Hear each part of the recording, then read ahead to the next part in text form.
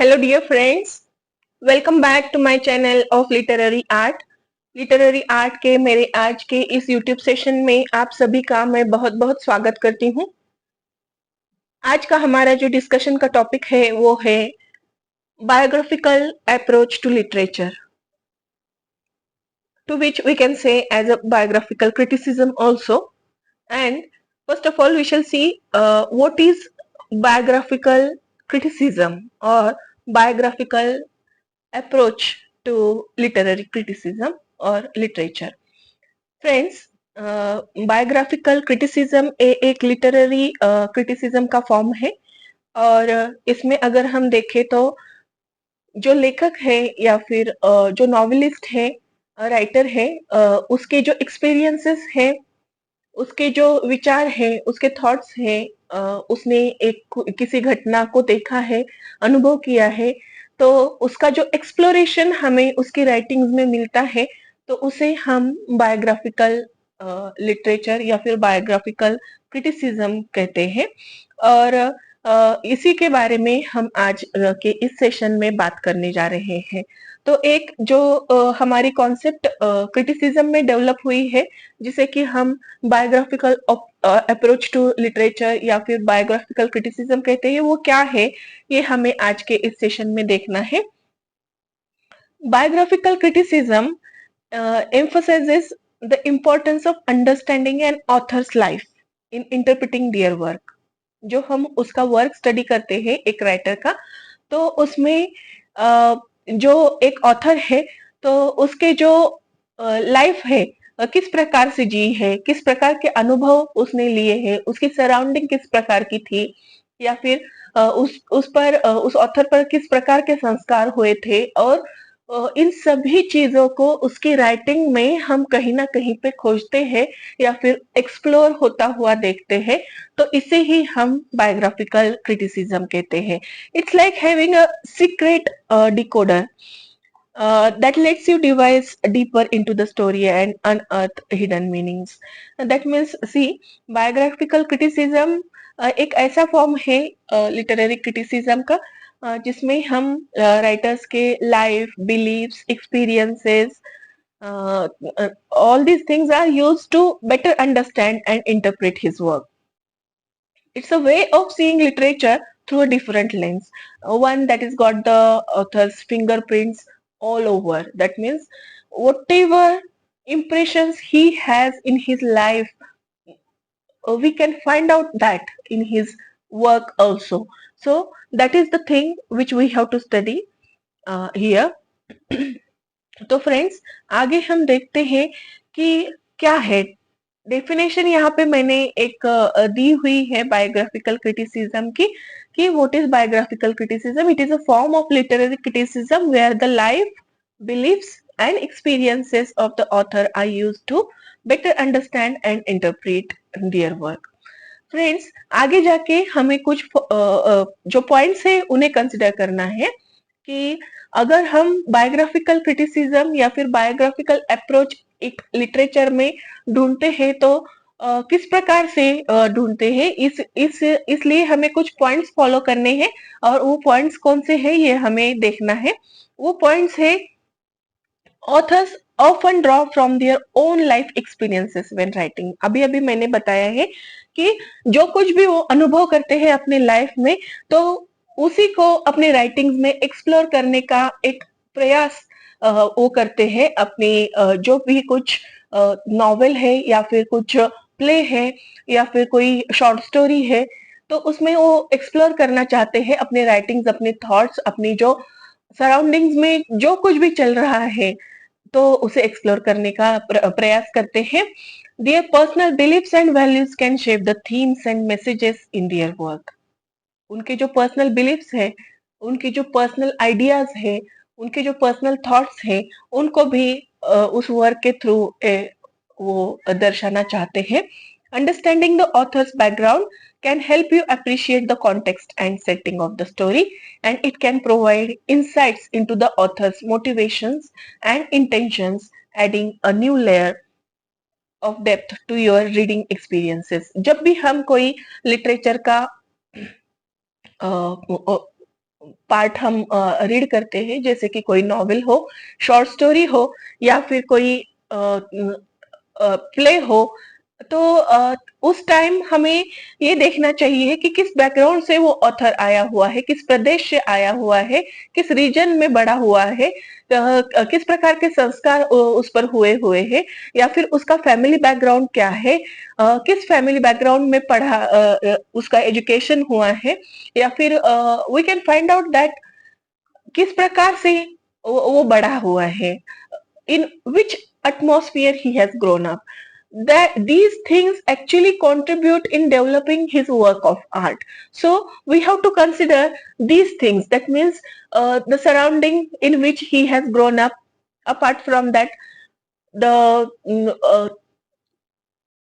the experiences which he experienced in his life, or the people to whom he met, or the incidents which he had witnessed, or we can say the things which he had seen, और ये भी हम कह सकते हैं कि जहां जहां पे वो गया है, जो भी नए एक्सपीरियंसेस उसने किए हुए हैं, उनको एक्सप्लोर करने का एक माध्यम है, जो कि हमें राइटिंग में मिल जाता है। अगर हम देखें तो महेश दत्तानी को एक राइटर है जो इंग्लिश में राइटिंग करते हैं, इंडियन राइटर है महेश दत्तानी। और अगर उनकी राइटिंग हम देखें, द फाइनल सॉल्यूशन, वो उन्होंने 1992 में लिखी थी, और 1992 के बाद 1993 में उनको पब्लिश करना था या फिर स्टेज करना था उस प्ले को। द फाइनल सॉल्यूशन नाम का एक प्ले उन्होंने लिखा था, which has the theme of Hindu-Muslim controversies. That means communal riot is the theme of that play, and he was going to stage that play in the December of 1993. But actually, due to the incident of Babri demolition or Babri Masjid demolition, the government resisted him to stage that play on that year, in that year. And due to that, what had happened, he has to convince the government in the latter years that actually this is not motivating the communal rights, but it is giving the message how to restrict the communal rights. And that is the thing. That means what is happening in the society, that is explored through the experiences of the author in the literature, and that we have to consider, and that is called as the biographical approach to literature.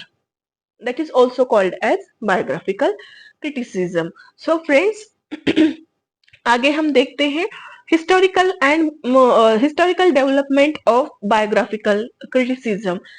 Biographical criticism की historical development क्या है, वो हमें देखना है।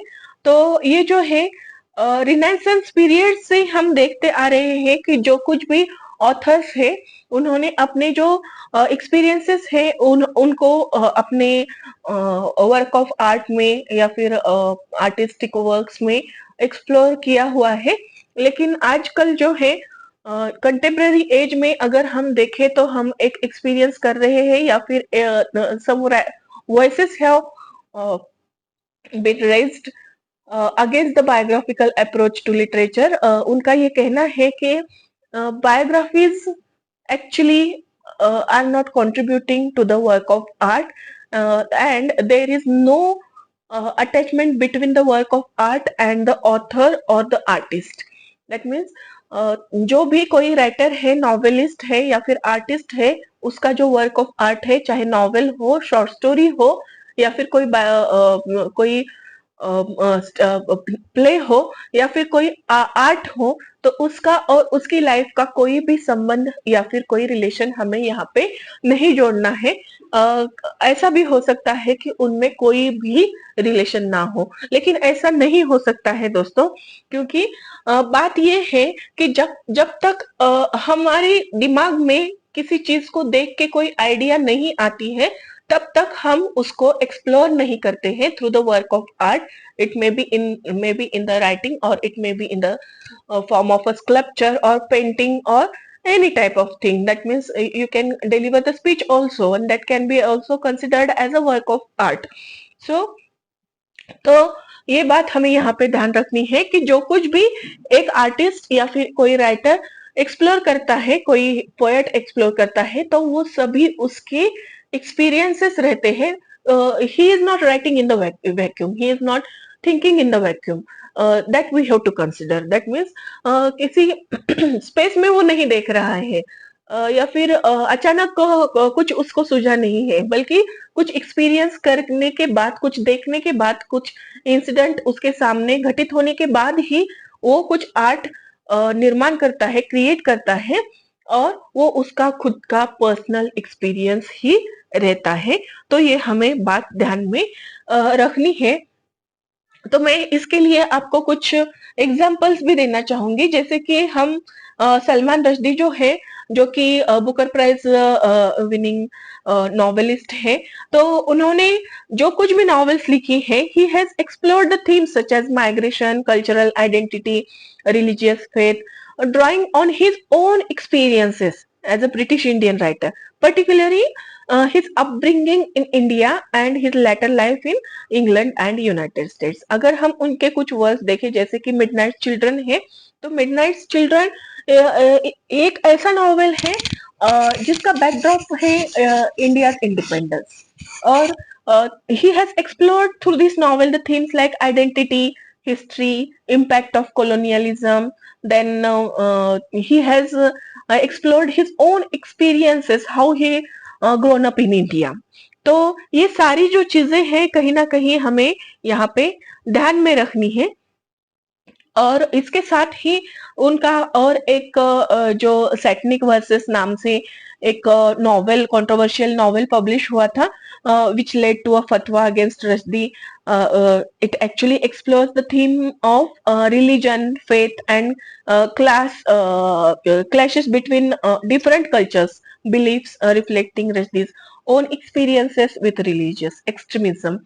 तो ये सारी जो चीजें हैं यहाँ पे हमें ध्यान रखनी है. अब दूसरी जो बात है, मैं यहाँ पे और एक एग्जांपल साइट करना चाहती हूँ. जैसे कि अगर हम देखें Arundhati Roy, Booker prize winning novel of Arundhati Roy, that was the god of small thing. तो गॉड ऑफ स्मॉल थिंग में भी उन्होंने अपने जो बायोग्राफिकल एलिमेंट्स हैं, वो उन्होंने बहुत ही अच्छी तरह से एक्सप्लोर किए हुए हैं. She has drawn heavily on her own life experiences. That means जो नॉवेल उन्होंने लिखा है, वो पूरी तरह से उनके लाइफ पे बेस्ड है, including her childhood in Kerala, her Syrian Christian and Hindu heritage, her parents divorce and her study of architecture. ये सब जो है, ये सारी बातें हमें कहीं ना कहीं पे उनकी जो ये नॉवेल है गॉड ऑफ स्मॉल थिंग्स, वहां पे देखने को मिल जाती है. Apart from that, she has explored the thing that what was the impact of her parents divorce on her life or on the life of her siblings also. That means कहीं ना कहीं पे हमें ये बात देखने को मिलती है कि जो कुछ भी वर्क्स ऑफ आर्ट क्रिएट हुए हैं, या फिर जो कुछ भी ये जो क्रिएशंस है, वो सभी उन राइटर्स के, आर्टिस्ट के एक्सपीरियंसेस पे बेस्ड होते हैं. और ये बात हमें मान लेनी चाहिए कहीं ना कहीं पे. तो हमें और एक चीज यहाँ पे देखनी है, जब भी हम एक क्रिटिसिज्म स्टडी करते हैं, तो हमें कुछ चीजें यहाँ पे स्टडी करनी है. How to apply biographical criticism या फिर biographical approach to any work of art और लिटरेचर. तो एक तो बात है कि research the author's life. What you have to do? You have to research the author's life. First step in biographical criticism is to dig into the author's life. Find out where they were born, what their childhood was like, what they studied, their career, relationships, beliefs, and any significant event that occurred during their lifetime. It's a bit like being a detective. So आपको ये सारी चीजें यहाँ पे study करनी है. फिर क्या करना है? Read the work carefully.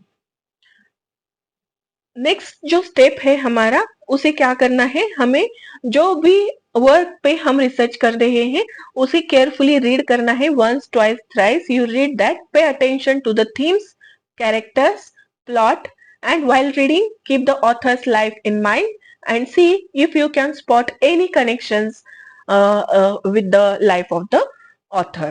Apart from that, we have the third step, that is draw connections.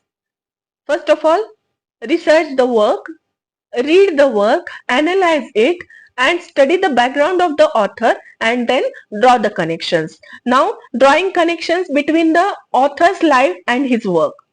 For example, maybe the author wrote a lot about poverty and you discovered they grew up in a poor neighborhood, or perhaps the main character shares similar experiences with the author. These links are the key to biographical criticism.